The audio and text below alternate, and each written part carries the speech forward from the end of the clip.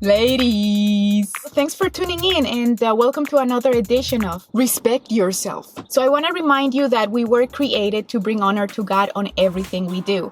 And because we were created by Him, He deserves all the honor. Reminded. When we understand this concept, we're no longer bound to the worldly standards society offers. We are privileged enough to abide by God's standards of living. God's standards of. So, just to refresh your memory, the God of this world is Satan, and Satan disguises himself as an angel of light, meaning he makes everything look better than it actually is. It's like an illusion. Let's get the dictionary. Illusion. A thing that is or is likely to be wrongly perceived or interpreted by the senses. A deceptive appearance or impression. A false idea or belief. Now let's get the Bible. 2 Corinthians chapter 4 verse 4 says, "In their case, the God of this world has blinded the minds of the unbelievers to keep them from seeing the light of the gospel of the glory of Christ, who is the image of God." So that's just who he is. And being that he has a lot of authority and influence in the world just caters to him. One example, the world, society, social media, they told me that I was supposed to be represented by a woman dancing half naked on stage because that woman is a woman and she's Latina. So the world glamorizes this type of women because she has money, she has talent, she has status, and they offer me that as if those standards were good enough for me. Illusion. Why? Because they're not really high standards, but the world makes it seem as though they were, and we naively believe it. Another example, Hollywood. They take a beautiful actress, they get her naked, they take photos of her to put them online, and they call that women empowerment. Illusion. Because how empowering is it that a man is gonna look at your photo and masturbate to your image? Makes no sense. The world does not love you. The God of this world hates you. And that's why they offer you the standards of a Proverbs 7 woman. And we believe it to be high standards. And God looks at those standards and he says, "My daughter, those standards are on the floor. I love you. That's why I offer you the standards of a Proverbs 31 woman." So I'm going to give you the characteristics of the Proverbs 7 woman. I'm not gonna read it all. You can read it by yourselves, and I don't want you to think that I'm taking verses off of the Bible. Those verses are there. I'm just gonna give you the characteristics. Proverbs 7. Warning against the adulterous woman, that wisdom and understanding may keep you from the immoral woman, from the seductress who flatters with her words. I saw among the simple a young man, devoid of understanding, and there a woman met him. With the attire of a harlot and a crafty heart, she was loud and rebellious.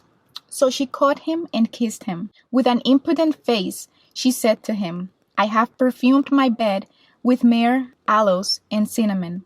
Come, let us take our fill of love until morning. Let us delight ourselves with love, for my husband is not home." With her enticing speech, she caused him to yield. With her flattering lips, she seduced him. Immediately he went after her, as an ox goes to the slaughter, or as a fool to the correction of the stocks. He did not know it would cost his life. Now therefore listen to me, children. Pay attention to the words of my mouth. Do not let your heart turn aside to her ways. Do not stray into her paths. Her house is the way to hell, descending to the chambers of death. Now this is the type of woman the world embraces. Right? We have a woman who said she used to be a stripper, she used to drug men and steal their money. Hollywood looks at this, gives it a round of applause, and creates a movie. And then again, they have a Latina in the cast, and I'm supposed to feel empowered by this. I made this video because as much as the God of this world despises women, they decide to deceive women in such a crafty manner. There is the God of creation, and this God, he loves us so much, and he knows us so well, way before we were in our mother's womb. And I just want to encourage you and remind you that you don't have to be that woman the world offers for you to gain recognition with God. God loves you just where you are.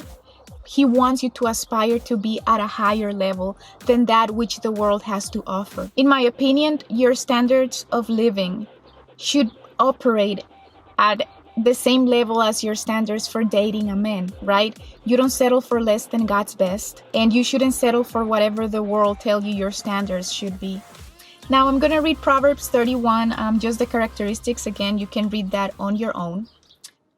Proverbs 31. An excellent wife who can find? She's far more precious than jewels. The heart of her husband trusts in her, and he will have no lack of gain. She dresses herself with strength and makes her arms strong. She opens her hand to the poor and reaches out her hand to the needy. Strength and dignity are her clothing, and she laughs at the time to come. She opens her mouth with wisdom, and teaching of kindness is on her tongue. Her children rise up and call her blessed, her husband also, and he praises her. Many women have done excellently, but you surpass them all. Charm is deceitful, and beauty is vain, but a woman who fears the Lord is to be praised. Okay, ladies, thank you for watching this video. I hope you liked it. Do me a favor, give it a thumbs up, subscribe to my channel, follow me on social media. I'm on Instagram, Facebook, and TikTok. God bless you and stay awesome. Okay, guys, thank you for joining me on another video. This is a great message, so I'm just gonna get right into it. The wickedness of our hearts. Not a very popular message, but it's Jesus approved, so let's go.